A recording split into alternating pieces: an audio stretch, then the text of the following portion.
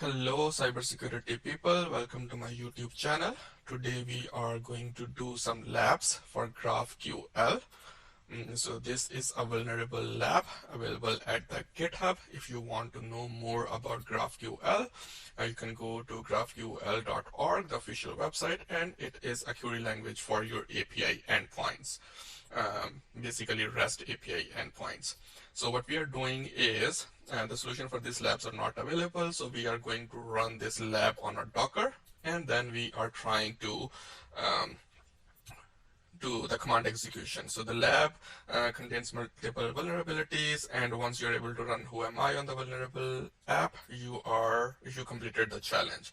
So to start, it is git clone and then docker compose, and then it will be available at port 3001. So let's do git clone, and then it is Hackmegraph, and then we simply have to do docker compose. So if you don't have docker compose, you can simply install it with docker compose, I guess. Yes, it is. So you can simply install it with this command. So this is going to take a few minutes, and so this is setting up my SQL and then the GraphQL. So let's wait. Okay, so the Docker is up, and as you can see here, it says the lab is up and available at localhost port 3001. Let's double check. Port 3001 is indeed open. So let's go see what's in there. Okay, so application is up. It says approved shoutouts, and this is from admin. If you want to put your, so you can say example 1 and short message for example 1. Okay, let's send, and it gives us a code, and let's say it says that use it to see admin already approved. Let's see.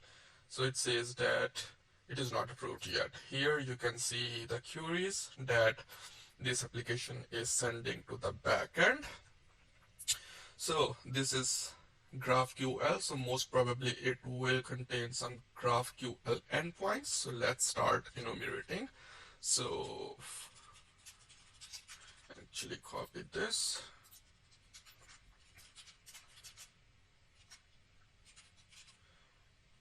Okay, so these are some GraphQL endpoints. Let's see what we have here. Okay.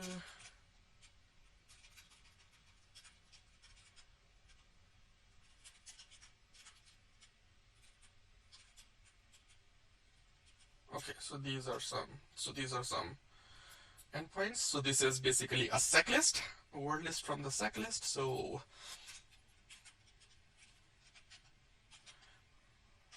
okay, no, should be graphql.txt. This is the one. Okay, let me close this, and let's see what is in here. Okay, so it's let's show all the responses. Okay, so we are now seeing some responses. Most of them are 404. So let's see if there's anything other than 404. And we have some endpoints. So this is the most important one if you're looking for GraphQL endpoints. So you will start with GraphQL. So let's see. Okay, so we are seeing some information in here, meaning we have some GraphQL queries running in the background. So for further enumeration, we are going to use Postman.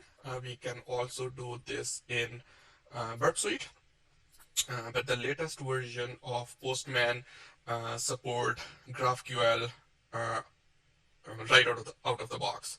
So that will make our life easier. So that is why I am going to use Postman instead of Burp Suite. So, okay, so from here we can go to GraphQL. So GraphQL, I have closed it. Okay, so this is our localhost and then GraphQL. Okay, so Postman recognized some endpoints, so which are available to us without authorization. So here it says that the query must contain some query string. So let's see. So here we try to find some shoutouts query, and here are some shoutouts. So where is it? So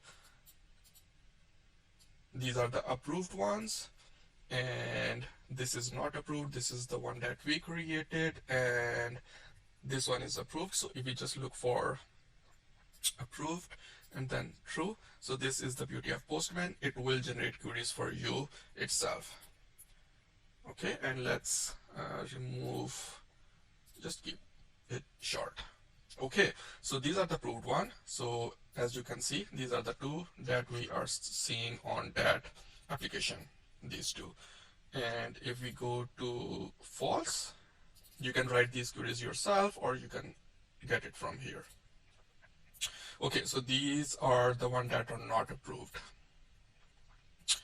Okay, so next step, so mutation. So we can also create a shoutout. What we did over here, we can do the same from this endpoint. So if we do here, and it says input, so for now we can disable, we can only enable these three, and here we can say this is example 2 and this is short text for example 2. Okay, so this is our query and hit run. Okay, so this is created, this is our code. So let's see what's the status over here. So this was example 2, going back, and then just keep ID and names. And this is example 2, and let's see approved status. So this is false, so that is the reason even if we refresh, it is not coming up in here because it is not approved. So what's next? So here in input, the application is giving us an opportunity to find the shoutouts using code. So for example, let's do this one. Okay, so ID, and I would say 1 and hit search. So basically I am searching for shoutout with ID 1, and for that, if it is found, I want to display ID and name for that shoutout. So query. Okay, so it is found, it is 1, and the name is admin. If I, let's say, put 10, and it says none because there is no such shoutout. So what if we try a single quote here? Okay, it says that you have an error and in your SQL syntax, meaning it could be SQL injection over here. So let's try to comment out. Okay, and now we see the response. So let's do one more thing, or 1 is equal to 1, and here we know that 10 is an invalid code. So let's hit, and we are now seeing all of them. Now a false condition, and it is giving us nothing. So that means we definitely have SQL injection over here, so that we are going to exploit. Okay, so let's start with the most easiest one, which is union. So union select 1. Okay, so it is saying that different number of columns. So you know that for union injection, the number of columns on the left and on the right of the query must be same. So if we go here, so this is our query, select a static from this 10 and union select here. Okay, so here we have 1, 2, 3, 4, 5 columns. So the chances are it would be 5 columns, 2, 3, 4, and 5. So let's see what it is giving us now. Okay, so it is indeed, let's keep it just 1. Okay, uh, 1, or if I go back here, 3. Okay, so looks like column number 3 is vulnerable. Okay, let's do one more thing. Instead of 3, what if I put here user? Or let's start with the version. Okay, nothing. Oh, basically it's a function, so we need to add brackets. Okay, 5744, and when we were setting up the Docker, we knew that it was MySQL 5744, which we have verified via SQL injection over here. Okay, next thing we can do is we can try to okay, let's do it over here. Instead of version, let's see user. Okay, so this is our user, so let's take some notes as well. Okay,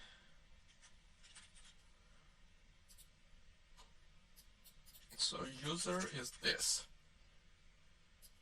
Okay, and database, so this is our DB name. Okay, DB name is this. Okay, now next thing is we perform this union SQL injection and try to find out all the databases and their columns. So for union injection, to find out all the databases, the query will be something like this. Okay, so schema name from information schema dot schema data. So for MySQL information dot schema always exists. So let's try to do that. Schema name. So what we need to find out is union select. Okay, this is what we need to find out, and from where? From here. Okay, so query is over here. Okay, so this is our query. So let's see. Okay, so we have 2 databases. One is information schema, which is by default, and Hackmegraph, which we already found over here. So now let's try to find out the tables inside this one, Hackmegraph, because this is the custom database. Okay, so the next query is to find out tables. So this is going to be DBs, and next is tables, which is something like this. So group concat, meaning if you have more than one table, this will group them. And then information schema dot tables, and table schema we already know is this one.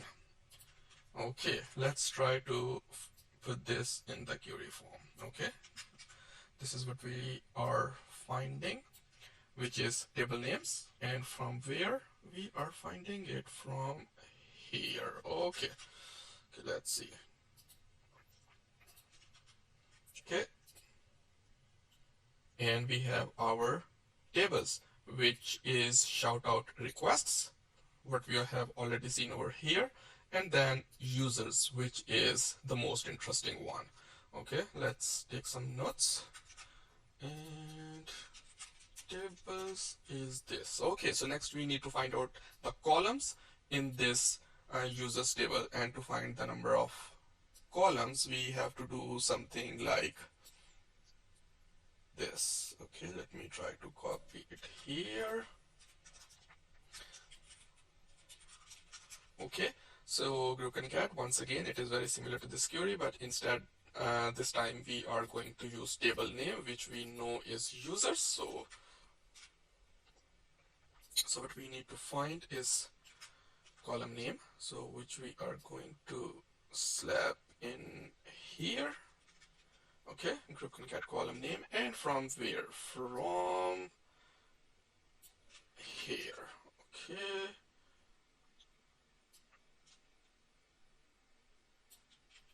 Okay, okay, so we have 2 columns, which is username and password. So, and user table, and columns are here. Now next thing is to enumerate or extract data. for that, what we have to do is our union select, once again union, and we have to find out, for example, what the columns are, which is username and password. So this is just a separator, you can put anything, and we know the table name from this database and this table. Okay, let's try to run this. Okay.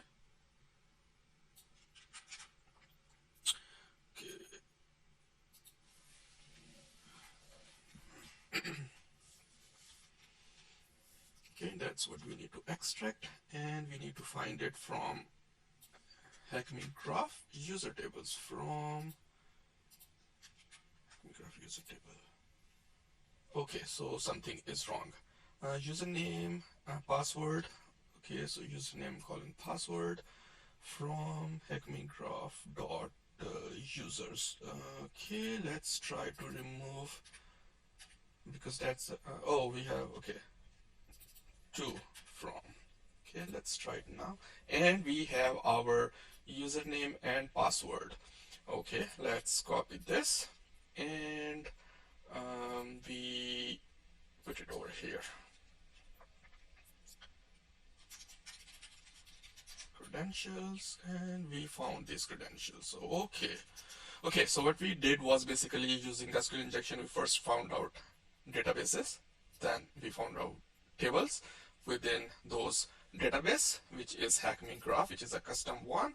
Then we found out columns in that users table, and finally we extract the data from that particular table. Okay, so this is all gone, and now this is some credentials that we already extracted. Let's see where can we use those credentials. Okay, so once again, we'll try to see if there are anything else over here. So okay, so it is giving us 6 words, most of them. So let's try to filter verse 6 and see if we can find anything. Okay, so they are all unauthorized, but this admin, so all of them starting with admin are basically giving us a different size. And also in the application it says approved by admin. So let's see if there is something called admin. So we indeed have an admin panel with a username and password. So let's see if we can use these credentials over here. So username is admin and password is over here. Okay, so we finally have access to the admin panel. Welcome to the admin panel. So you managed to elevate your privileges, want to take it a step further and get remote code execution, which is our final goal. Here we can see that these are the 2 approved ones, and these are the pending ones which we can approve from here. Okay, so let's see what is happening over here. So we need to start Burp Suite and see if we have any session for our admin user. Okay, so our Burp Suite is up and running. So let's see, let's send this to Burp Suite and refresh this page. Okay, so we can close this, and also we can hide all this JS stuff. Okay, so this is our admin panel, and so okay, send it to repeater.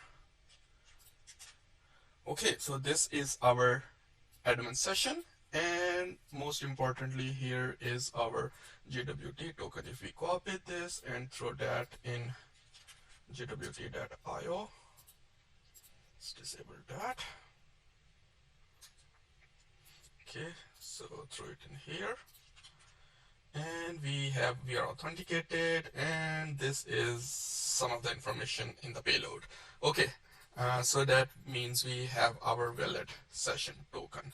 So how can we use this in Postman. So that means we have an other GraphQL endpoint which is available under admin. So we will try to enumerate this GraphQL under admin to see if we have any other endpoints for us to work with. So go back to Postman one more time. Let's open a new tab and copy this. Okay. So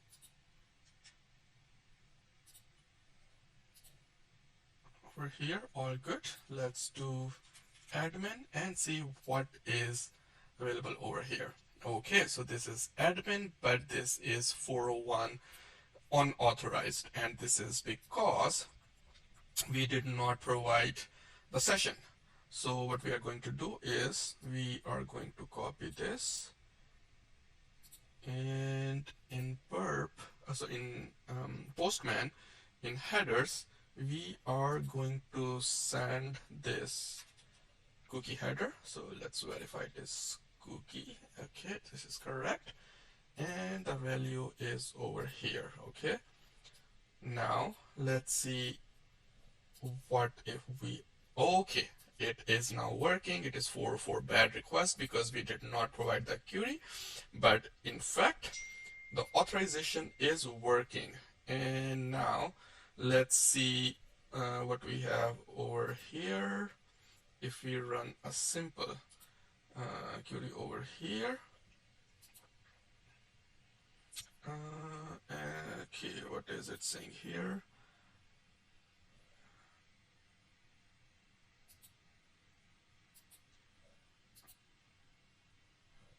Okay, it's not working over here.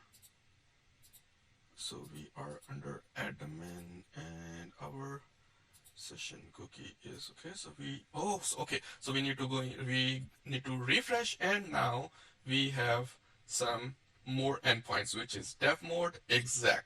Okay, so now let's try to do some approvals over here. Okay, let's see what we have over here. Okay, so once again, which are not approved, let's hit run. Okay, so these are not approved. So let's try to approve the first one, example one. So this is the ID, and let's go to change status. So here we need to provide the ID, and we just make it short and sweet, and let's approve this. Okay, so we are going to approve this 5F, which is example 1. Okay, so looks like the status has been changed. Let's see what we have over here. Not over here, over here. And our example 1 is indeed approved. So we can do the same for other as well. But let's go to the most interesting stuff. Let's remove this query and let's go see what's in here. Okay, so this is the most interesting one. So what this is doing is this require a CMD value and then of course the output. So let's try to run a bash command over here, the most basic one, and say who am I. So of course this is our query, and then hit run. And this is our command execution on our server. So let's see host name. Let's verify a few things to make sure that we are not on our host and on the Docker. So let's say host name, and which is in fact this Docker container that is over here. So this is our Docker container. Let me see if there's any way to verify that. Docker PS.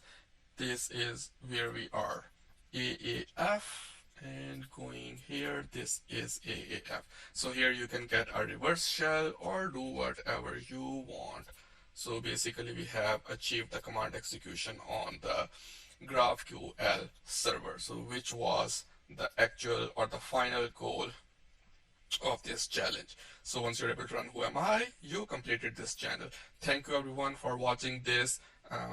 Please feel free to post your comments, like the video, and let me know in the comment section if you have any questions. Next is I am planning to do Swigger API challenges. No solutions are posted for those API challenges yet. So if we do here API recon, and if we look at this lab, so there are no solutions available yet. So in our next video, I am going to do these challenges. Thank you for watching and have a nice rest of your day.